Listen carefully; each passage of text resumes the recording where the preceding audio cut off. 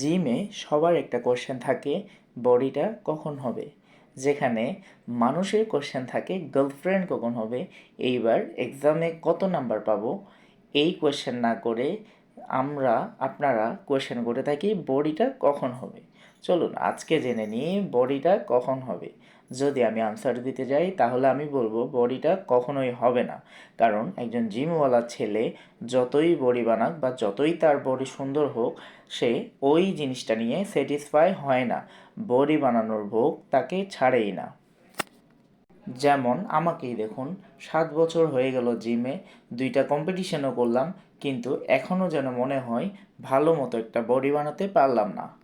কিন্তু আপনি একটা জিনিস খেয়াল করলে দেখবেন, যখন বা যেদিন আপনার মনে হবে আপনি মনের মতো একটা বডি বানিয়ে ফেলেছেন, ওই দিন থেকেই আপনার বডিটা রেসপন্স করা ছেড়ে দিবে। এটার মেইন রিজন হচ্ছিল, আমরা যখন একটা জিনিস পেয়ে যাই তখন সেটার দাম বা মূল্য আমাদের কাছে কমে যায়।